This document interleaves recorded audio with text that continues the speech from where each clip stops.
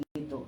Nanti akan lebih banyak lagi gitu ya. Tetapi secara umum itu dulu gitu. Karena pengertiannya sendiri kalau kita berbicara dari ilmu kedokteran forensik itu adalah cabang ilmu kedokteran yang memang diperuntukkan untuk peradilan atau keadilan. Jadi sebetulnya forensik sendiri adalah sebuah ilmu turunan. Akan banyak sekali sebetulnya yang berkaitan dengan forensik. Jadi forensik itu tidak secara serta-merta privat, pribadi, terkhususkan hanya untuk dokter, itu tidak. Mungkin kalau misalnya Mbak Heni dan juga para pendengar pernah mendengar yang namanya misalnya IT forensik gitu ya, atau psikologi forensik atau psikiatri forensik. Nah, itu kaitannya semua nanti ada forensiknya gitu. Jadi luas sebetulnya. Tapi kalau Dokter Clarissa kenapa tertarik nih dok ngambil jurusan atau lebih spesifiknya lagi ke forensik? Berarti dari awalnya kan S1 kedokteran dulu. Ya, jadi memang harus mengambil dulu sarjana kedokteran. Setelah itu kita profesi jadi dokter umum. Setelah itu baru mengambil spesialisasinya adalah spesialisasi forensik dan mediko legal begitu. Lalu Dokter Clarissa dulu dari dokter umumnya dulu berapa lama nih dok sampai akhirnya ke forensik? Maksudnya untuk ininya jedanya? Iya. Oh, kalau saya gini, mungkin Mbak Heni atau juga para pendengar kalau pernah buka Instagram atau TikTok, nanti coba dilihat ya, ada memes yang suka gini. Kalian yang mana nih? Yang langsung sekolah atau yang kerja dulu sebelum sekolah lagi ngambil spesialis kan gitu. Nah, saya termasuk yang kedua, saya kerja dulu gitu kan sebelum ngambil spesialis. Dan kan perbedaan tiap orang ya gitu. Iya. Berarti dulu nih dok? Iya, mengabdi dulu buat Buleleng gitu. Berarti langsung di Buleleng saat itu? Iya. Tapi dokter asli Buleleng? Oh, kebetulan saya memang bukan dari Buleleng, saya dari Jakarta. Kemudian memang sudah diperuntukkan ke Bali dan ke Buleleng begitu. Sudah berapa lama dok berarti di Bulelengnya? Saya sudah lama, yang pasti sudah lama dah pokoknya. Dari tahun? Sekitar 2009 lah. Dari 2009 berarti mengawali jadi dokter umum dulu ya, di Buleleng. Ditugaskan di Buleleng begitu. Iya. Nggak pindah-pindah berarti? Enggak sih. Saking cintanya sama Buleleng ya. Iya. Oke. Dari 2009 menjadi dokter umum, kemudian mengkhususkan lagi ke dokter forensik dan mediko legal. Iya. Kenapa tertarik ke forensik sih dok? Kenapa begitu? Apa yang membuat mungkin saya forensik aja, apa karena masih langka atau gimana nih dok? Oke, ini juga menarik. Jadi gini, sebetulnya Mbak Heni dan juga para pemirsa, kalau kok pemirsa ya, bukan ya para pendengar ya. Jadi kalau misalnya dibilang tertarik, mungkin terdengarnya cukup klise gitu kan. Klise itu dalam artian standar banget gitu ya. Tetapi justru itu yang paling menantang buat saya. Kalau kita berbicara dari forensik patologi atau jenazah, justru yang menantang adalah karena kita berbicara untuk si jenazah itu. Karena kan jenazah sudah tidak bisa berbicara lagi untuk dirinya sendiri. Nah, kemudian justru kita yang berbicara untuk mereka, karena kita melakukan pemeriksaan dan dari hasil pemeriksaan itu yang bisa membantu kira-kira apa sih yang terjadi, seperti itu. Itu yang jawaban utamanya sih seperti itu. Hal-hal lain banyak, nanti banyak banget gitu. Mungkin kalau bisa ditanya motifnya apa lagi akan banyak, tapi mungkin sambil jalan nanti kita cerita-cerita akan terlihat nanti detailnya seperti apa pekerjaan yang membuat saya sangat jatuh cinta sekali menjadi seorang dokter forensik. Ini kan kalau berbicara jenazah dok, tidak ada ketakutan mungkin begitu biasanya? Iya, jadi gini Mbak Heni, justru salah satu ketika saya dulu menjalani pendidikan menjadi seorang dokter, mengambil spesialis gitu ya, salah satu hal utama yang diajari oleh para dosen-dosen saya adalah bahwa zaman sekarang itu sudah tidak model lagi yang namanya kamar jenazah itu horor, kemudian kelam, kemudian berhantu. Itu udah nggak boleh lagi gitu. Karena itu adalah tempat berduka di mana orang yang berduka itu butuh kenyamanan. Jadi itu tugas utama kita, bagaimana membuat keluarga yang berduka itu berada dalam situasi yang tetap nyaman dalam tanda kutip. Jadi bukannya dalam situasi yang ghost gitu ya, yang menghororkan gitu. Jadi contohnya seperti apa? Paling gampang adalah kebersihan yang seperti itu ya. Kemudian juga penerangan. ya, dan beberapa hal lainnya. Itu jadi nggak boleh lagi ada yang namanya citra sebuah kamar jenazah itu horor gitu, enggak gitu. Tapi dokter memang dulu cita-citanya memang untuk ke dokter forensik atau gimana nih dok? Atau tengah jalan baru saya ke forensik aja ini? Nah, ini menarik. Jadi justru menurut saya ini adalah sebuah proses yang panjang ya. Sebuah proses yang panjang yang membuat saya akhirnya bisa mantap memutuskan bahwa oke, memang bidang spesialisasi ini yang saya inginkan. Gitu kan, kalau kita sekolah itu kan pada waktu koas kita menjalani beberapa siklus ya, banyak siklus kan. Wih, ada beberapa yang tertarik. Nah, makanya ketika saya menjadi dokter umum, kemudian berpraktek, banyak hal yang membuat saya akhirnya semakin kuat memutuskan untuk saya ingin menjadi seorang dokter forensik gitu. Itu. Jadi bukannya dalam sekejap mata ting gitu bangun, oke, saya mau ngambil ini gitu. Enggak. Apa dok yang mungkin ada sesuatu yang menggetarkan begitu ibaratnya dok ya? Menggetarkan jiwa gitu Biasanya ya. kan itu yang membuat ketertarikan itu begitu akhirnya. Ada sih, cuman mungkin kalau untuk kasus ini saya nggak bisa cerita di umum ya, karena ini adalah sebuah hal yang sangat privat. Jadi saya nggak bisa cerita itu gitu. Tapi ada satu kasus yang memang benar-benar akhirnya membuat saya terlepas dari berbagai macam hal yang membuat saya berpikir begitu ya, memastikan ada satu kasus pencetus ya, dimana akhirnya oke, saya akan maju terus, halangannya seperti apapun akan saya lewati untuk saya bisa menjalani pendidikan ini gitu. Dan yang menarik tadi dokter sampaikan, kalau manusia, maksudnya orang yang masih hidup itu kan bisa mengutarakan, oh saya sakit, saya pernah dipukul di bagian ini begitu. Nah kalau jenazah ini kan seperti dokter katakan dia nggak bisa bicara. Apakah itu yang menjadi salah satunya dokter ingin mengungkap sesuatu begitu dari sebuah jenazah atau hal-hal seperti itu dok? Iya, jadi kalau tadi ya kita kembali ke jenazah atau forensik patologis, itu salah satunya. We speak for the dead lah ya. Itu. Nah, kemudian juga ada prinsip dasar kita juga yang selalu membuat saya tanda kutip jatuh cinta, karena ini membuat kita selalu sadar diri pada kehidupan. Dimana istilahnya itu adalah kita belajar dari yang telah meninggal. Justru setiap hari ketika saya menjalani hari-hari saya sebagai dokter forensik, kemudian saya bertemu dengan jenazah, saya bertemu dengan keluarga, terlepas dari apapun itu adalah seperti sebuah proses penyadaran diri pada akhir kehidupan kita sebetulnya ya, gitu. Itu yang membuat forensik itu semakin menarik buat saya. Terus yang lebih menantang lagi adalah ketika menjadi seorang dokter forensik dan kita berhadapan dengan jenazah, itu benar-benar kontrolnya itu hanya diri sendiri dan Tuhan. Ya, itu yang paling menantang juga buat saya. Kita sebagai manusia tidak luput dari yang namanya kesalahan, kepleset lah segala macam. Tetapi kenapa? Karena justru pada jenazah kita harus memberlakukan standar tertinggi. Karena nggak ada yang tahu kecuali kita dan Tuhan, gitu. Nah, itulah yang membuat semakin menariknya menjalani proses ketika kita memeriksa sesosok jenazah atau seorang jenazah, gitu. Sampai diketahui apakah dia mengalami kecelakaan seperti apa begitu dok ya? Itu berarti setelah bisa mengungkap itu ada kepuasan tersendiri berarti dok? Sebetulnya itu kepuasan yang menyedihkan ya buat saya ya. Karena setiap kasus, baik itu pada pasien hidup maupun pasien yang meninggal, ketika kita mengungkapkan sesuatu, terjadi sesuatu, itu adalah hal yang efek dari sebuah hal yang tidak baik begitu kan ya. Menyedihkan iya, karena oh ternyata ini sudah terjadi. Terus kita harusnya berpikir, makanya kemudian kita berpikir bagaimana supaya ini tidak lagi terjadi ke depannya gitu.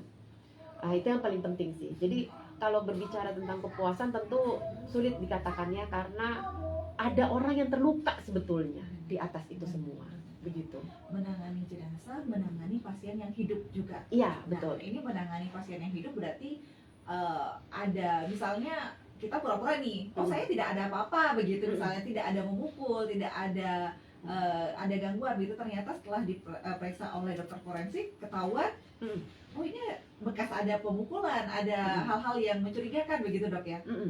Ya, jadi gini, kalau kami pakemnya di dokter forensik itu kita menyebutnya sebagai imparsial.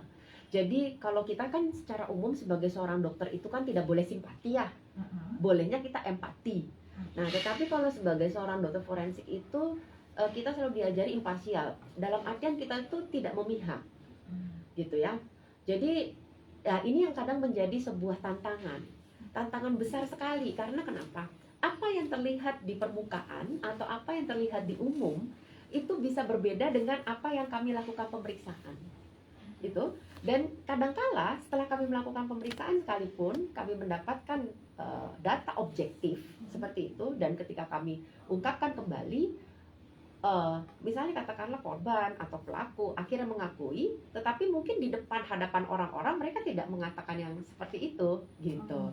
Ya nggak apa-apa, karena memang tugas kita kan di sini apa ya, bukan untuk memuaskan keinginan semua orang, tetapi kan tugas kami sebagai seorang dokter itu adalah mengatakan sesuatu sejujurnya, itu saja. Iya. Ini menarik dok. Dulu waktu jadi forensik berarti tugas pertama langsung di Buleleng saja dok, atau memang sempat pindah atau gimana? Iya, jadi memang saya langsung balik lagi ke Buleleng. Kan memang dari Buleleng ya balik ke Buleleng. Berarti melanjutkannya di mana dulu dok? Untuk sekolah, saya dulu sekolah untuk spesialisasinya saya ambil di Universitas Indonesia Jakarta. Iya. Nah, kita ingin tahu juga ini pengalaman pertama mungkin dok jadi menjadi dokter forensik saat itu gimana dok? Oh, ketika balik ke sini, wah itu luar biasa sekali. Mungkin kalau saya boleh sedikit bercerita, tapi saya memang tidak bisa bercerita secara detail kasusnya. Justru kasus yang saya dapatkan pertama ketika saya datang ke Buleleng itu sangat menantang luar biasa. Saya diberi sebuah kasus tulang. Kasus tulang? Iya, jadi itu kita kembali melakukan identifikasi temuan tulang. Hanya tulang? Hanya tulang, iya betul, gitu. Itu diteliti siapa punya tulang atau bagaimana tuh dok? Betul, jadi kalau misalnya kita sebagai dokter forensik ketika ada kasus ya, itu ada urutan-urutannya kita melakukan pemeriksaan, begitu. Nah, dari urutan-urutan itu ya kita harus melakukan pemeriksaan. Jadi paling sederhananya adalah yang tadi saya bilang, melakukan identifikasi kan. Berarti ketika melakukan identifikasi itu misalnya nih, oh ini tulangnya tulang manusia atau bukan tulang manusia, gitu kan. Oh iya, kalau tulang manusia berarti ini manusianya berasal dari manusia yang sama atau manusia yang berbeda, kan begitu. Kemudian kalau memang manusia, maka kita akan berbicara lagi, berarti apakah dia perempuan atau laki-laki, atau kemudian misalnya tinggi badan atau panjang badannya, gitu ya. Kemudian pada taraf tertinggi bisa kita ditanyakan juga, berarti who is he or who is she, gitu kan. Berarti kita melakukan tes DNA misalnya, begitu. Ya, itu berapa lama prosesnya kalau untuk mengidentifikasi? Ini hanya, maksudnya hanya tulang saja, itu kan berarti lebih spesifik lagi gitu dok ya, cari data-datanya itu. Ya, oke. Untuk berapa lama? Itu tergantung tiap kasus. Jadi kadang-kadang kita sebagai dokter forensik itu menjadi tantangan juga, karena kita sering ditanya, dok ini berapa lama selesai? Oke, kalau perkiraan nih sekian nih, cuma kadang bisa molor gitu kan. Apalagi kalau sampai pertanyaannya berikutnya adalah, dok ini ada tanda kekerasan nggak ya? Kira-kira sebab matinya gimana ya, gitu kan? Dari sebuah tulang. Memang pada beberapa kondisi kita masih bisa menentukan kemungkinan sebab matinya gitu ya. Nah, makanya terlepas dari apapun itu, sebetulnya saya termasuk yang mempercayai bahwa serapi-rapinya sebuah kejahatan masih ada kebenaran, gitu. Ya. Dan itu kalau dulu yang waktu pengalaman pertama dokter di Buleleng yang dapat tulang itu gimana dok? Itu berapa lama saat itu mungkin? Pada waktu itu mungkin sekitar 1-2 minggu ya, karena kita menjalani sebuah proses yang tidak mudah begitu. Ya, karena kan kalau tulang kami harus juga memisahkan debris-debris yang ada dan lain sebagainya begitu. Oke, baik. Dokter, kita juga undang pendengar ya dok ya, boleh untuk ikut bergabung juga. Mungkin ada ya. hal-hal yang ingin ditanyakan oleh pendengar juga dari WhatsApp. Ini sudah banyak yang masuk sudah dari tadi, yang ingin menanyakan begitu ya. Karena kita tadi sudah bahas juga karena tadi nanti kita akan berbincang bersama dokter forensik. Ada juga yang tertarik terkait dengan otopsi, dok. Wow, Karena oke. biasanya kalau sudah otopsi itu Mm-mm. pasti dikaitkan dengan dokter forensik pastinya, dok ya. Iya. Otopsi itu sebenarnya maksudnya kayak gimana? Karena biasanya keluarga, apakah keluarga menyetujui untuk otopsi? Kadang ada pertanyaan seperti itu kan. Iya. Keluarga tidak menyetujui otopsi, sebenarnya diapakan ini kalau otopsi itu, dok? Oke, waduh ini menarik banget. Saya jadi teringat juga nih, sepertinya ini menjadi sebuah kontroversi rasanya ya di beberapa waktu yang lalu nih terkait dengan otopsi. Otopsi atau bedah mayat. Jadi kalau kita melihat dari undang-undang, bahasanya itu adalah bedah mayat gitu ya. Jadi apa sih yang dimaksud dengan otopsi? Otopsi atau bedah mayat atau pemeriksaan dalam itu adalah sebuah proses atau cara yang dilakukan dengan cara membuka rongga kepala, kemudian kita membuka rongga dada, kemudian membuka rongga perut, kemudian kita memeriksa setiap organ yang ada di dalam tubuh manusia. Begitu, ya. Nah, sebelum kita melakukan pemeriksaan dalam atau bedah mayat, kita dahulukan atau kita mendahului dengan yang namanya pemeriksaan luar. Nah, kalau pemeriksaan luar kita melakukan pemeriksaan dari ujung rambut sampai ujung kaki tanpa melakukan proses pembedahan tadi. Begitu. Nah, kalau sudah melakukan pembedahan itu tadi ya pembukaan rongga-rongga tubuh, maka itulah yang disebut sebagai otopsi. Nah, kemudian dari otopsi tersebut kita akan mengeluarkan bagian-bagian tubuh, kemudian kita periksa. Nah, setelah diperiksa, nanti akan kami kembalikan lagi ke dalam rongganya dan kemudian dijahit atau ditutup begitu. Nah, ini ada sudah dijawab berarti ya.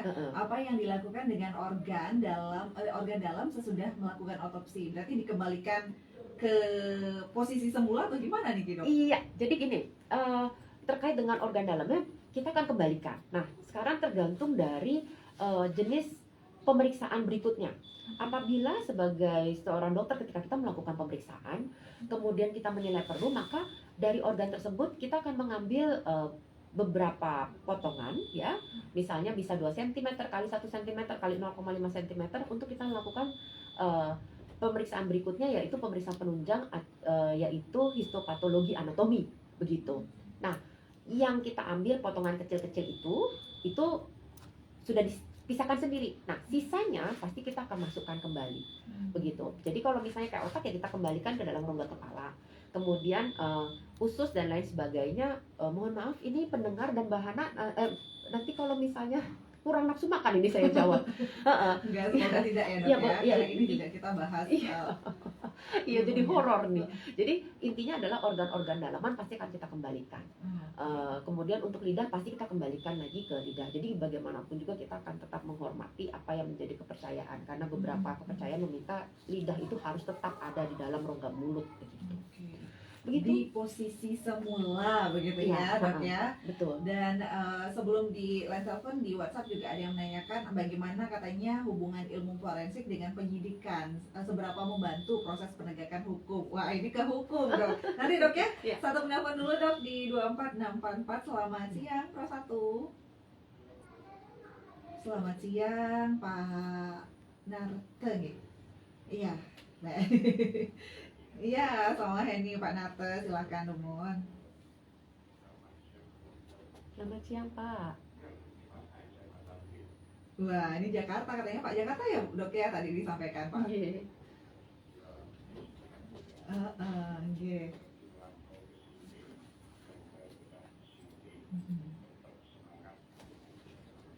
Terima kasih, Pak.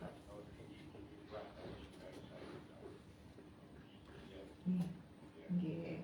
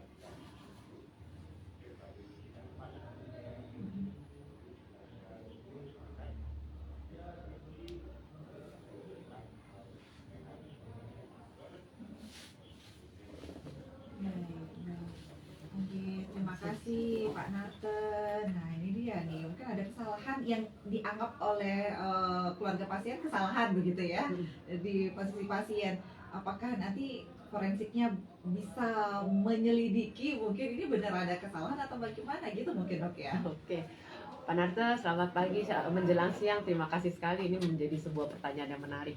Sebenarnya untuk jawaban ini, Mbak Heni, kebetulan besok di klinik angkasa ya, Iya. ya Iya. itu ada lagi nih dengan IDI nih. Oke. Cuman mungkin saya kasih sedikit aja dulu ya di sini. Jadi kalau misalnya berkaitannya dengan dokter forensik, maka kalau misalnya itu adalah sebuah kecurigaan dan harus dilakukan otopsi, maka ada yang disebut sebagai otopsi forensik. Ya, kalau otopsi forensik itu adanya kecurigaan tindak pidana. Nah, kalau ada kecurigaan tindak pidana dan dilakukan otopsi, maka sudah harus ada yang namanya surat permintaan visum yang dikeluarkan oleh kepolisian. Begitu. Nah, tadi terkait dengan forensik ada yang namanya juga otopsi klinis. Nah, kalau otopsi klinis itu bukan kalau misalnya ada keinginan untuk misalnya proses penuntutan. Nah, itu berbeda. Jadi kalau otopsi klinis lebih ke arah misalnya lebih untuk mengetahui misalnya karena permintaan keluarga, kemudian apakah pengobatan atau kondisi penyakitnya apa sudah sesuai atau belum, yang lebih seperti itu. Tapi kalau tadi ini ada kecurigaan malpraktek misalnya, nah itu kita harus berjalan di jalur hukum berarti begitu. Nah itu kan kalau meninggal dok, Ya. tapi kalau misalnya hidup nih, masih hidup gitu, tapi keluarga merasa wah ini ada malpraktek nih, ada kesalahan begitu ibaratnya, karena tadi dikatakan dokter ini kan banyak spesialisasi bedah apa begitu. Nah kalau seperti itu gimana dok? Bisa Oke. diselidiki oleh dokter forensik juga atau gimana? Nah, jadi kalau itu kita berbicara kewenangan, betul tadi Pak Narto bilang, ini kewenangan siapa gitu kan. Nah, sehingga apabila dari keluarga ada sebuah pertanyaan besar, kemudian keluarga mulai berpikir kemungkinannya ke arah sini gitu ya, maka pelaporan dulu nomor satu nih. Nah, tapi pelaporannya kemana? Tentu ke atasan. Maksudnya adalah dari atasan dari para dokter tersebut, yaitu ke manajerial, jadi ke rumah sakit. Nah, apakah dokter forensik bisa dijadikan tempat mengadu? Nah, ini akan beda jalur nih ceritanya, begitu. Karena kalau misalnya ada kecurigaan seperti itu kan berarti ini kita berbicara dari ranah institusi gitu. Sedangkan sebagai seorang dokter forensik dan mediko legal ini adalah sebuah profesi. Kalau kami dilibatkan, jadi baru kami bisa terjun ke dalamnya begitu. Iya. Dokter Clarissa merantau ke Singaraja kata Pak Narto. Selamat betah ya dok ya di Singaraja. Betah tidak dok di Singaraja nih? Kalau dari tahun 2009 sampai sekarang berarti sudah betah. Berarti dok ya. Iya. Baik. Dan di WhatsApp juga ada yang menanyakan dokter Clarissa. Selamat siang dokter cantik katanya. Waduh. Dokter keluarganya dokter juga ya. Suaminya dokter jangan-jangan ini atau bagaimana dok? Keluarga dokter Ini juga dok. menarik, jadi kebetulan di dalam keluarga saya dokter pertama. Iya, jadi memang saya tidak memiliki latar belakang dokter di keluarga saya. Begitu saja. Nah, kalau suami memang kebetulan dapatnya dokter juga. Iya. Di Singaraja juga dok. Iya. Oke, jadi sudah terjawab ya pendengar. Tapi keluarga di Jakarta semua atau bagaimana? Iya, betul. Baik. Kita sapa dulu dok di line telepon boleh? Iya. Baik. Selamat siang Pro 1. Selamat siang Mbak Eni Basadia. Selamat siang Pak Komang Armada Pancasari ini jauh di Pancasari. Dokter Clarissa ini Pak. Dokter Clarissa. Iya. Salam kenal Pak, selamat pagi menjelang siang. Iya, tadi saya mendengarkan bagus sekali kata-katanya. Itu ada apa? Serapi-rapinya kejahatan pasti ada kebenaran. Iya. Semoga dokter kata Pak Narto tadi, semoga dokter tetap semangat dan betah di Singaraja. Baik saja Mbak Eni, makasih. Baik, Terima terima kasih, kasih Pak Komang Armada ini kasih semangat semua Iya. nih untuk dokter Terima Clarissa kasih. ya. Oh iya, Mbak Heni mungkin ini saya jadi semakin bersemangat ini mendapat semangat dari Pak Komang nanti. Boleh? Oh boleh, Satu silakan. dulu ya. Iya. Di 24644. Selamat Iya. siang Pro 1. Selamat siang. Ya, ini. Oke. Terima kasih Pak.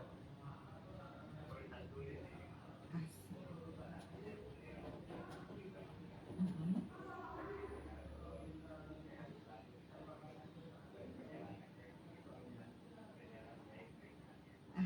kasih. Terima kasih Pak. Ada Papa Dimas ini ya di Panji Anom.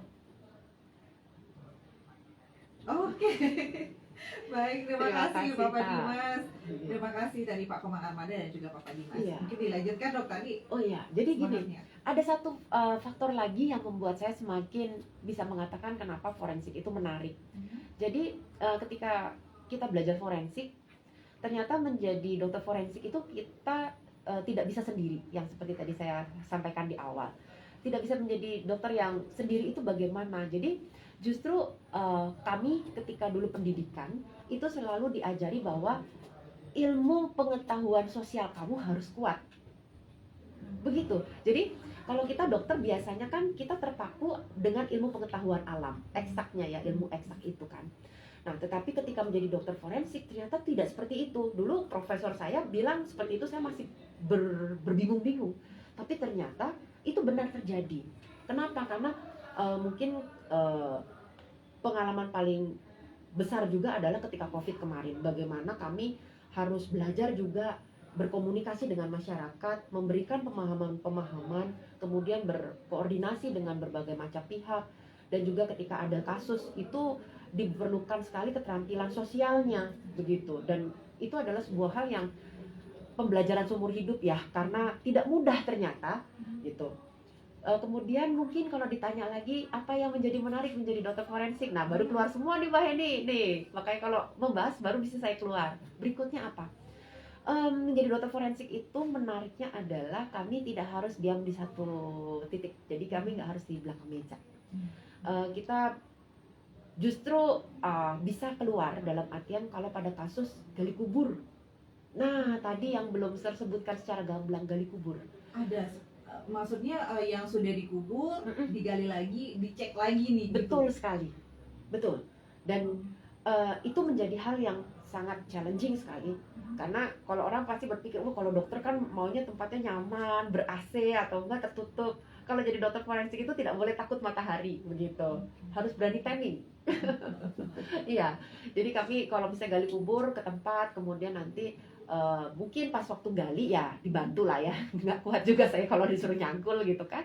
Tapi setelah itu, ketika proses itu pun kita nggak bisa ninggalin kan, karena banyak hal yang harus kita perhatikan. Mungkin kalau para pendengar mengikuti kasus-kasus yang akhir-akhir ini heboh di media massa, yang terjadi di daerah Jakarta, ada terus kemudian ada sempat yang disebut sebagai gali kubur di daerah Jambi kalau nggak salah ya, ya itu. Nah kan ada itu kelompok dokter forensik yang mengikuti. Nah itu salah satu contoh yang namanya gali kubur seperti itu gitu, dan itu menjadi hal yang sangat menantang sekali. Nah itu juga di WhatsApp dok, kenapa forensik dok, kan nggak bisa buka praktek katanya. Ada pertanyaan nggak dulu di dok sebelum mengambil spesialisasi forensiknya? Oh jadi kalau misalnya dibilang praktek ini beda lagi nanti jadinya ya. Jadi gini, secara umum orang akan berpikir bahwa wah kalau praktek maka itulah saran rezeki begitu. Tetapi kalau saya secara pribadi tidak melihat seperti itu, karena praktek sebagai seorang dokter forensik itu tidak harus praktek yang pasang pelang, tapi karena kami punya apa namanya ya berbagai macam hal, ya namanya rezeki pasti akan datang dari manapun juga. Ketika kita berbicara mediko legal itu nanti akan berbeda lagi. Jadi mungkin tidak praktek yang menjadi dokter memeriksa bagaimana, tetapi ya ada yang berbeda lah. Beda lagi nih. Iya, tapi gitu pembahasan mediko legalnya bisa lebih dalam lagi nanti gitu. Baik. Dok, kemudian terkait dengan tadi hubungan forensik dengan penyidikan dok. Ya. Untuk bagaimana katanya ilmu forensik ini membantu proses penegakan hukum. Oke, menarik sekali. Jadi memang ketika belajar forensik itu dulu saya sampai harus men-switch otak saya gitu ya, mulai dari yang awalnya termnya adalah term kesehatan pakai bahasa Latin sampai harus pakai bahasa Indonesia terus gitu kan ya. Nah bagaimana sih atau apa sih peran dokter forensik? Nah sebetulnya peran dokter forensik itu akan terlihat kalau kita berkaca dari undang-undang gitu ya, dari peraturan gitu kan, pasal 133 KUHP gitu. Jadi di situ intinya adalah kalau misalnya, jadi saya menggunakan bahasa yang bahasa umum aja kali Mbak Heni, saya tidak menggunakan bahasa yang undang-undang sekali supaya lebih mudah untuk dipahami. Jadi intinya adalah kalau misalnya nih ada pertanyaan dari polisi atau penyidik gitu kan, terkait dengan suatu hal yang berkenaan dengan tubuh manusia misalnya, atau bagian yang dicurigai dengan tubuh manusia gitu. Nah, maka bertanyakan ke dokter, kan begitu. Nah, maka polisi itu atau penyidik itu harus mengeluarkan yang namanya surat permintaan visum. Nah, kemudian setelah surat permintaan visum keluar, maka kami melakukan pemeriksaan. Nah, jadi kalau kita berbicara tentang tubuh manusia, memang sudah dikatakan bahwa yang memahami tentang tubuh manusia adalah dokter. Nah, disitulah kami bisa memberikan bantuan, peran kami di sana. Misalnya, dok benar ini luka, gitu kan? Kalau luka, lukanya apa? Kan gitu, ya. Kalau memang benar ini adalah luka yang dimaksud, apakah luka ini yang memang akhirnya menyebabkan orang ini meninggal dunia? Begitu. Sampai spesifik itu berarti harus Iya. diketahui dok ya. Betul. Jenis sayatan, hal seperti itu juga Ya, dipelajari. betul. Kami memang mempelajari seperti itu, gitu. Misalnya, atau misal pada orang hidup, pada kasus-kasus di mana kami dibawakan sebuah kain misalnya. Dok, saya curiga nih, bener nggak ini bercaknya bercak darah atau bukan, gitu kan? Nah, itu dah kami melakukan pemeriksaan seperti itu. Begitu. Baik. Iya. Dan telepon lagi dok ya. Oke, Boleh di silakan. 2464. Iya. Selamat siang, Pro 1. Oh, boleh berdua. Baik, Pak Narte. Oke. Ya.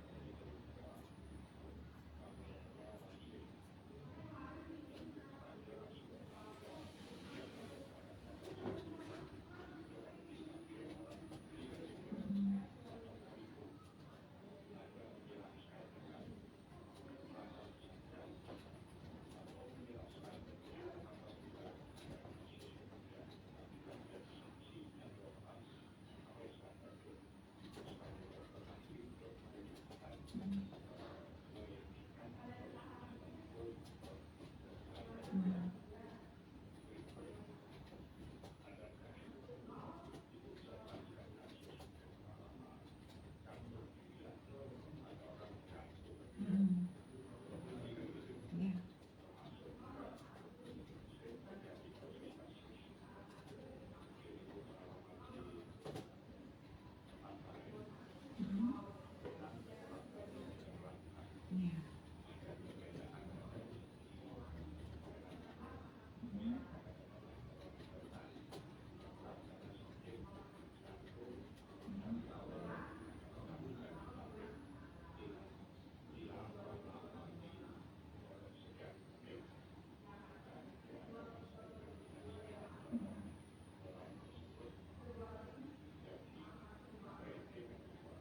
Ya. Baik, terima kasih Pak Narte. Wah, menarik ini. Saya jadi ingat itu ada kasus mahasiswa Heeh. yang ketemu yang dapat ketemunya itu di danau, yang katanya dia menenggelamkan diri, apa tenggelam gitu. Sampai sekarang kan kasusnya itu belum ditemukan juga dok ya. Iksaina ya dok ya. Iya. Mungkin ingat. Nah, itu Oke. mungkin pengalamannya dokter gimana nih?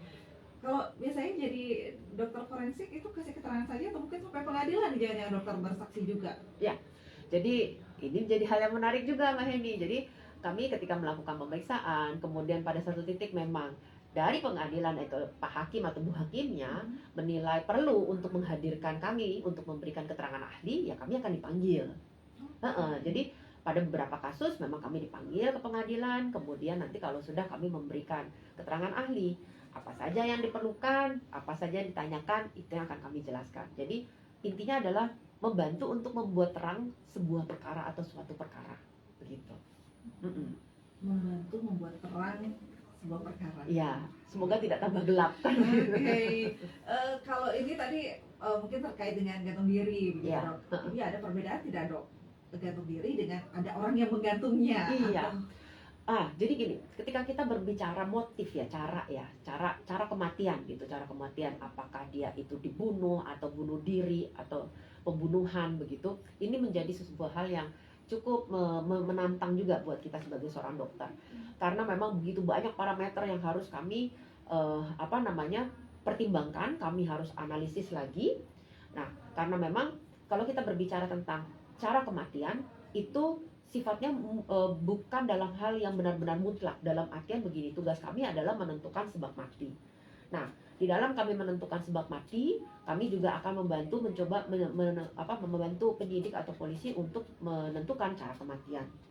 Nah, tetapi pada satu titik memang cara kematian kalau memang tidak bisa dibedakan, ya kami harus menyampaikan apakah ini benar bunuh diri atau pembunuhan, ya kami harus menyampaikan. Tapi sejauh ini dengan beberapa parameter kami bisa membantu memberikan masukan bagi para polisi atau penyidik, kira-kira ini pembunuhan atau misalnya bunuh diri gitu. Kemudian parameternya apa dok? Waduh, itu banyak sekali gitu ya. Mungkin kalau dalam Tapi situasi ada seperti ini perbedaan sebenarnya dok ya. sedikit Kalau banyak itu. ada bedanya begitu. Baik. Ada bedanya. Mungkin dari masyarakat dok yang agar masyarakat juga aware, oh ternyata ini bukan gantung diri ini gitu. Ternyata itu adalah digantung begitu. Apa kecurigaan masyarakat? Oke. Jadi misalnya nih, contoh paling gampang misalnya, kalau misalnya dia menggantung dirinya sendiri gitu ya, tentu dia akan mencoba untuk mencari tempat yang sesuai dengan tinggi badannya dia kan. Nggak mungkin kalau misalnya dia di langit-langit, kalau misalnya kayak saya sekarang berdiri untuk mencapai dengan talinya nggak seberapa kan, nggak bisa saya sampai di sana misalnya kan gitu. Itu sederhananya seperti itu. Kemudian yang menjadi sebuah pertanyaan besar juga kadang-kadang kan, berarti dok, mungkin ada motif untuk menyelimurkan gitu ya, bahwa oh dia ini mau pura-puranya bunuh diri. Nah, dari pemeriksaan kita nanti akan terlihat benar nggak nih dia meninggal dulu baru digantung, atau digantung dulu baru meninggal. Itu dari pemeriksaan itu bisa terlihat gitu. Berarti itu bisa terlihat jelas. Ya. Kemudian dengan yang tenggelam karena memang benar-benar tenggelam atau ditenggelamkan, ini ada perbedaan juga hal-hal seperti itu.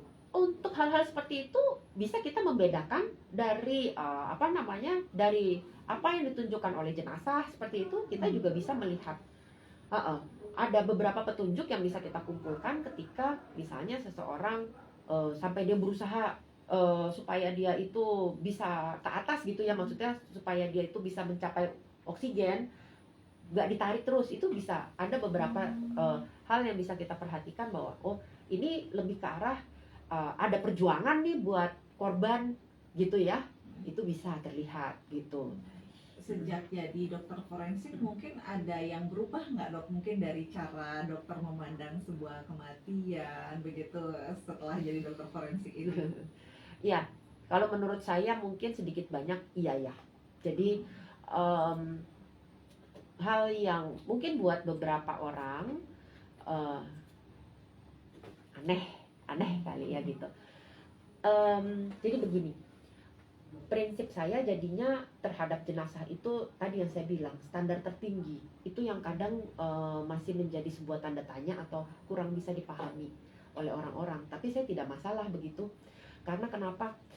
Justru ketika seorang atau sesosok jenazah mereka sudah tidak bisa berbicara untuk dirinya sendiri, maka kita yang masih hidup punya kewajiban untuk memperlakukan mereka dengan sebaik-baiknya begitu. Karena bagaimanapun juga mereka pernah menjalani hidup seperti kita ini. Iya, mungkin saya berpikir lebih ke arah sana ya, bagaimana kita akhirnya menghargai sesosok jenazah. Dan dari sesosok jenazah itu, apapun yang terjadi, mereka tetap menjadi guru kita.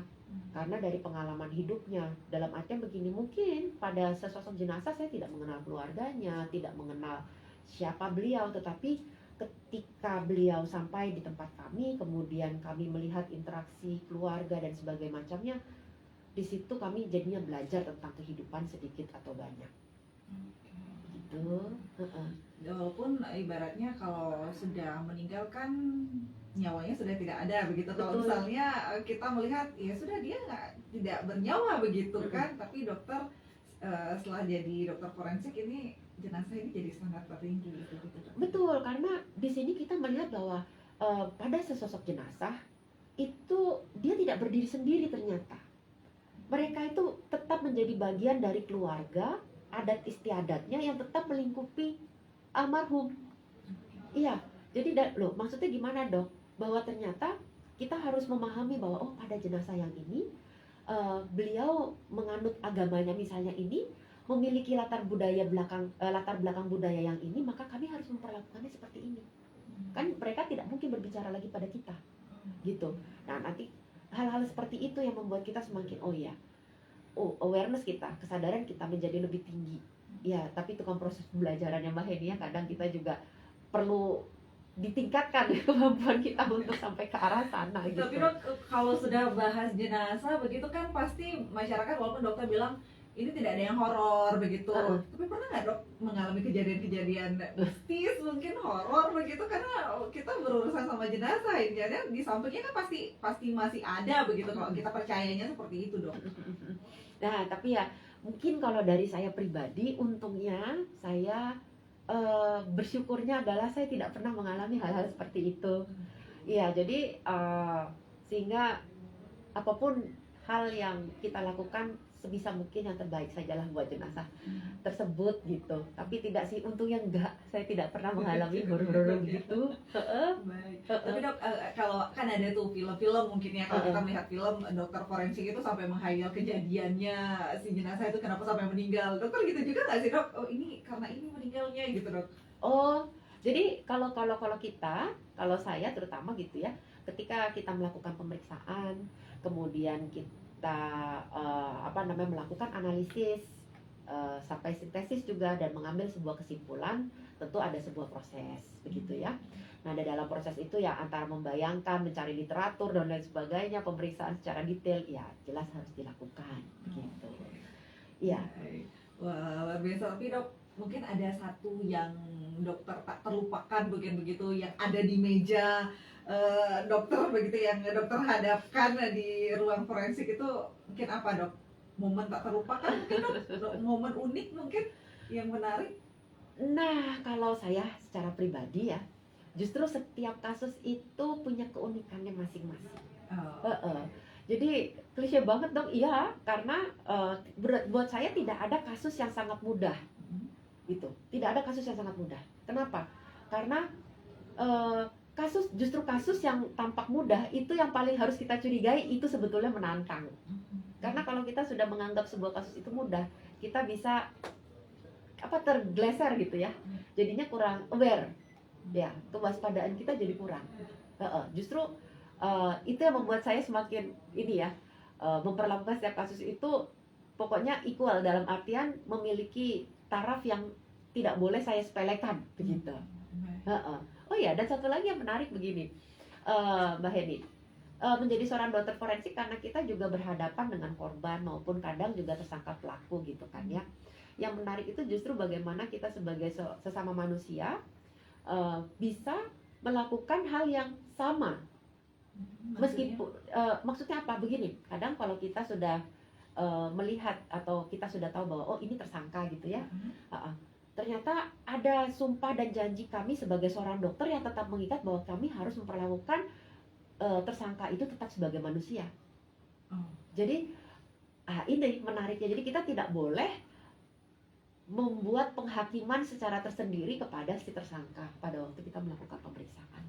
Kalau ini mungkin, kamu nih habis membunuh, dihuyat aja gitu mungkin dok ya? Iya, gitu ya. Tapi sebagai seorang dokter itu tidak boleh. Jadi kita punya protokol-protokolnya seperti itu yang membuat semakin challenging buat kita sebagai seorang dokter bagaimana kita bisa memisahkan perasaan pribadi kita dengan kewajiban kita sebagai seorang dokter.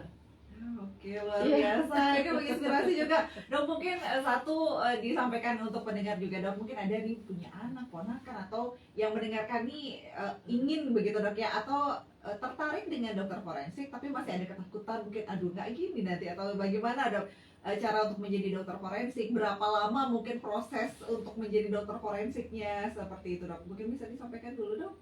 Waduh, ini berat juga. Ya, karena gini, ini yang menjadi hal berat adalah yang selalu menjadi pertanyaan biasanya gini, dokter, emang dokter nggak takut ya kalau misalnya jenazahnya udah busuk begitu kan? Benar. Atau bisa dokter kalau gini nggak takut? Nah, kalau saya secara pribadi, sekali lagi saya berbicara dari sisi pribadi ya, em, yang kita lihat itu adalah sesosok manusia juga, begitu. Dan ketika kita mencintai suatu hal, kita mempelajari suatu hal, maka saya yakin semua hal yang menakutkan itu bisa kita atasi. Jadi kembali lagi pada keinginan kita pribadi. Proses pembiasaan itu sangat membantu, proses pembiasaan. Jadi misal, aduh dok, tapi saya takut. Oke, berani nggak kita mengalahkan rasa takut kita? Karena kan sebetulnya rasa takut itu adalah hal yang wajar dan lumrah yang ada di dalam setiap manusia ketika sebagai awareness kita supaya kita tuh terhindar dari bahaya, kan gitu ya. Nah, kalau kita takut lihat jenazah, apa yang kita takuti, kan begitu.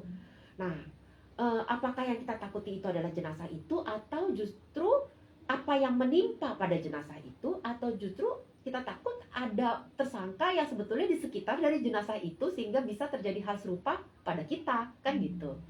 Ya, jadi kembali lagi bagaimana kita mengenali rasa takut kita, kemudian kita mencari titik temu dari apa yang kita sukai, apa yang bisa kita perjuangkan dari ketakutan kita itu. Apa yang harus dimiliki oleh seorang dokter forensik, dok? Wow, saya rasa ya ini bukan hanya dokter forensik, pada setiap dokter. Menjadi seorang dokter itu menurut saya nomor satu itu adalah hati sih. Hati, kok hati dok gitu kan ya. Compassion, ya, compassion. Jadi compassion itu bukan hanya kasih sayang saja, tetapi juga bagaimana kita mau mengembangkan diri kita. Itu jadi itu dulu, karena ilmu itu akan mengikuti semuanya gitu. Karena kalau misalnya kita memiliki pengetahuan segini tapi compassion kita atau rasa kasih sayang, ini compassion dalam arti kasih sayang kita terhadap misalnya sesama kita gitu ya, kepeduliannya itu agak kurang, ya harus dibalancing juga begitu. Kalau pengetahuan kita segini, compassion kita segini, ya berarti harus dibalancing lagi, dinaikin. Baik, Gitu. luar biasa Dokter Clarissa. Ini kalau dulu kuliah ceweknya jangan-jangan Dokter Clarissa aja atau gimana nih? Oke. Jadi ketika saya kuliah, situasi sudah mulai berubah nih. Kalau saya dengar-dengar dari cerita yang dulu. Jadi kalau dulu memang mayoritas kebanyakan lebih banyak laki-laki. Kalau sekarang sudah lebih banyak perempuan. Tetapi apapun alasannya, saya juga kurang paham nih kenapa laki-laki perempuan. Tapi menurut saya tidak akan menjadi sebuah masalah mau laki-laki ataupun perempuan. Karena pada dasarnya tidak ada hal yang membedakan ketika kita menjadi seorang dokter apakah kita laki-laki atau perempuan. Karena setiap orang, baik itu laki-laki maupun perempuan, memiliki kelebihan dan kekurangannya masing-masing sebagai seorang personal.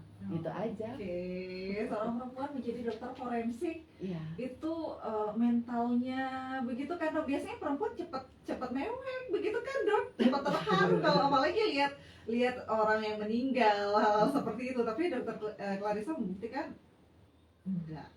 Jadi justru itu tantangannya, Mbak Eni ya. Nah ini dia menariknya dokter Justru itu semua tantangannya. digunakan menjadi Tantangan, tantangan gitu. betul. Karena dia menarik buat saya. Jadi ketika kita menjadi seorang dokter, kan banyak hal yang kita hadapi ya. Bukan hanya seorang dokter forensik, tapi juga dokter-dokter lainnya. Baik kita di IGD maupun di ruang rawat dan lain sebagainya. Kadang kita itu bisa sampai satu titik di mana mungkin nggak kita sudah kasarnya tuh numbness, jadi jadi sudah tumpul perasaan kita. Nah itu yang harus kita latih supaya ketumpulan itu tidak merajalela. Karena kalau kita menjadi tumpul, maka awareness kita dengan lingkungan kita akan berkurang. Nah yang menarik menjadi seorang dokter forensik itu tadi. Jadi bagaimana tetap kita memiliki empati supaya kita tidak mati rasa. Iya, karena kalau kita dalam tanda kutip sudah mati rasa terhadap kesedihan orang lain, maka empati itu tidak ada, nah itu berbahaya. Nah dok, tapi katanya kalau dokter forensik harus imparsial. Iya, tetap kita juga harus imparsial, tapi kan imparsial bukan berarti terus kita tidak peduli dengan kondisi lainnya, begitu. Harus netral gitu kan Ya. ya. Baik. Terima kasih banyak Terima Dokter kasih Clarissa. Mbak Eni. Cerita yang luar biasa hari ini ya. Semoga ini juga menginspirasi. Besok ini akan berbincang lagi sama Dokter Clarissa, tapi Iya. dengan pembahasan yang berbeda di Klinik Angkasa. Tentu Betul. kita akan membahas isu-isu di dalam kesehatan juga Dok ya. Betul. Iya. Jadi besok kita boleh dikasih reveal sedikit untuk Boleh besok. dong. Oke. Jadi kalau besok Mbak Heni kita akan berbicara tentang dokter, etika dan pelanggaran. Nah, Begitu. itu dia. Mungkin nanti besok Pak Narta bisa tuh di sana nanti Iya, wadahnya lebih ya. dalam Lebih lagi dalam lagi nih dibahas besok Pak nih. Nate. Baik, terima kasih banyak Dokter Clarissa. Terima kasih. Untuk cerita dokter forensik. Ya. Jadi tahu banyak nih Dok. Wah, luar biasa Dokter Clarissa. Dan juga semoga menginspirasi untuk pendengar Pro 1 RRI Singaraja dimanapun Anda berada. Kami akhiri untuk dialog perempuan inspiratif bersama perempuan inspiratif Dokter Clarissa SPFM. Terima Cerita kasih. dokter forensik. Dan tetaplah bersama kami pendengar untuk menyimak beragam informasi yang akan kami hadirkan untuk Anda. Untuk kali ini kita jalan pukul 12 waktu Indonesia Tengah untuk pendengar umat Ibu Dharma. Mari kita hening sejenak untuk mengaturkan puji Trisandia, dan nanti usai puji Trisandia kami juga akan ajak Anda bergabung bersama Pro 3 RRI untuk mengikuti dinamika olahraga. Terima kasih Dokter. Terima kasih. Terima kasih. Tapi kalau ngobrol sama saya bisa sampai besok nggak kelar-kelar. Iya, jadi memang ya begitu. Untungnya ya nggak pernah ya kalau yang horor-horor gitu. Kan biasanya gitu kan Dok, apalagi Iya ketemu sih. sama nanya dong Dok. Iya. Bisa Dok, saya takut. Oh, tapi kalau besok saya sama siapa? Sama Mbak Heni juga atau beda? Beda. Oh beda. Oke. Beda Dok. Kalau besok Dok. Besok sama siapa ya? Oh, nggak apa-apa. Besok kan jam Kak. 11 ya. Besok jam Beda angkasa kan Dok besok. Iya. 12 juga Dok.